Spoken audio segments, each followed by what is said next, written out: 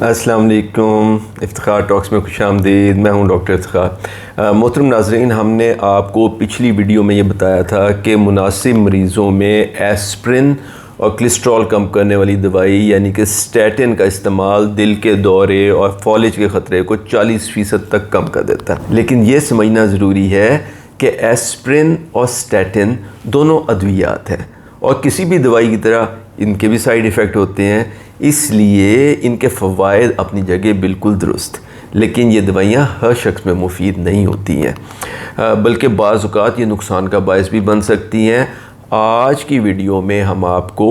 5 ایسے مریضوں کے بارے میں بتائیں گے جن کو ایسپرن نہیں لینی چاہیے، اور اس کے بعد 5 ہی ان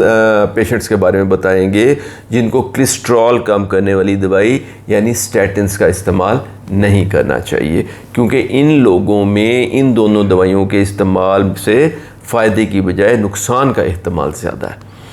تو آئیے سب سے پہلے یہ دیکھتے ہیں کہ وہ کون سے 5 لوگ ہیں جن میں ایسپرن کا استعمال خطرناک ہو سکتا ہے۔ تو ان میں سب سے پہلے تو محترم ناظرین وہ لوگ ہیں جن کی عمر 60 سال سے اوپر ہے اور ان کو آج تک کبھی نہ تو ہارٹ اٹیک ہوا ہے، نہ ہی کوئی فالج ہوا ہے، اور نہ ہی ان میں کوئی دل کا بائی پاس آپریشن ہوا ہے یا ان کی دل کی نالیوں میں سٹینٹ رکھے گئے ہیں، بلکہ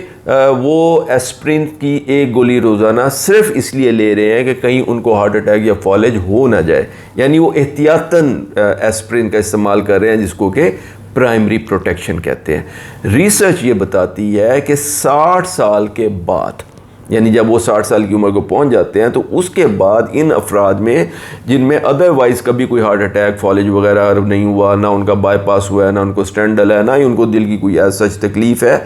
ایسپرین کا استعمال سے خطرناک بلیڈنگ ہونے کے جو خطرات ہیں وہ اس کے ممکنہ فائدے سے زیادہ ہو جاتے ہیں۔ یعنی 60 سال پہ وہ چینج آ جاتی ہے کہ خطرات جو ہے وہ فائدے سے بڑھ جاتے ہیں، تو اس لیے 60 سال کے بعد ایسے افراد کو ایسپرین استعمال نہیں کرنی چاہیے۔ دوسرے نمبر پہ وہ لوگ ہیں جن کو ایسپرین کا استعمال منع ہے، جن کو کوئی بلیڈنگ ڈس آرڈر ہے، یعنی ان میں زخم وغیرہ لگنے کے بعد خون جمنے کی صلاحیت کم ہے، ان لوگوں کو خواہ ان کی عمر کچھ بھی ہو ایسپرین کا استعمال منع ہے۔ اچھا، تیسرے نمبر پہ وہ لوگ ہیں جن کو معدے میں السر موجود ہے، ان کو بھی ایسپرین نہیں استعمال کرنی چاہیے کیونکہ وہاں سے خطرناک بلیڈنگ ہو سکتی ہے۔ چوتھے نمبر پہ ایسپرین کیونکہ NSAID گروپ کی دوائیوں کا ایک حصہ ہے جو کہ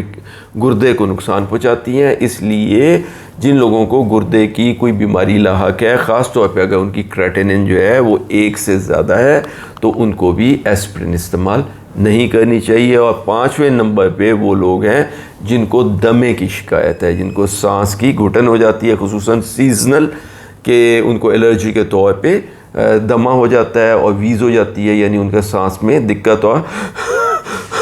کی آواز آنی شروع ہو جاتی ہے، تو ان لوگوں میں بھی ایسپرین کا استعمال جو ہے وہ منع ہے۔ اچھا، ایسپرین کے بعد اب ہم آپ کو بتاتے ہیں کہ وہ کون سے 5 افراد ہیں جن کو کولیسٹرول کم کرنے والی ادویات یعنی اسٹیٹن، جیسے روسوا اسٹیٹن ہے یا ٹوروا اسٹیٹن ہے، اس کا استعمال منع ہے۔ ان میں سب سے پہلے تو وہ لوگ ہیں جن کی عمر 70 سال اور خصوصاً اگر وہ 80 سال سے اوپر ہیں، کیونکہ اسٹیٹن دوائی کا فائدہ استعمال شروع ہونے کے تقریباً 15 سے 20 سال کے مسلسل استعمال کے بعد شروع ہوتا ہے، اس لیے اگر 80 سال کا کوئی شخص آج اسٹیٹن کا استعمال شروع کرے تو شاید وہ اس کا فائدہ اپنی زندگی میں نہ دیکھ سکے گا۔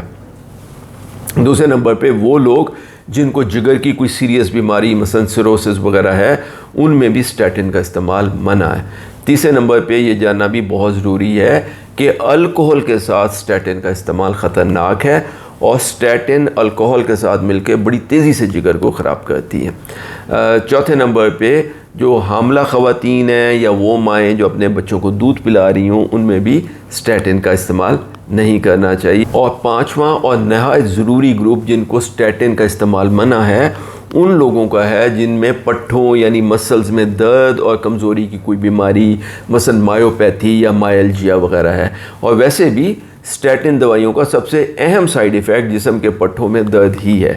اس لیے اگر آپ میں اسٹیٹن دوائیوں کے استعمال سے پٹھوں میں درد یا اکڑاؤ وغیرہ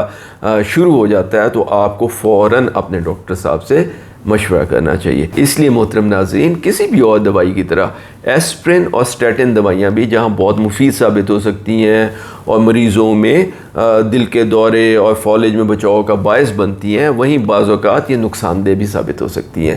اس لیے یہ دوائیاں اپنے ڈاکٹر صاحب کے مشورے سے شروع کریں، اور کسی بھی نئی علامت یا کسی تبدیلی کی صورت میں اپنے ڈاکٹر صاحب سے فوراً اس کا ذکر کیجیے. ہماری دعا ہے کہ اللہ آپ کو اور آپ کے پیاروں کو اپنے حفظ و امان میں رکھے، آمین. اگر آپ کو ہماری آج کی یہ ویڈیو پسند آئی ہو تو اسے لائک کریں اور اپنے دوستوں میں، اپنے کولیگز میں، اپنے عزیزوں میں اس کو شیئر بھی کریں تاکہ اس صدقہ جاریہ میں آپ کا حصہ بھی ہو جائے. اور ہمارے چینل افتخار ٹاکس کو سبسکرائب کر لیں، اور ہاں بیل آئیکن ضرور دبائیں، کیونکہ ہم ہر اتوار کو کسی نہ کسی ضروری، اہم اور بہت ہی دلچسپ ہیلتھ ریلیٹڈ ٹاپک پہ اسی طریقے سے ایک بہت ہی سمپل سی ویڈیو آپ کی خدمت میں پیش کرتے ہیں. اپنے آس پاس کے لوگوں کا بہت خیال رکھا کریں. اللہ ہم سب کا حامی و ناصر ہو. السلام علیکم ورحمۃ اللہ وبرکاتہ.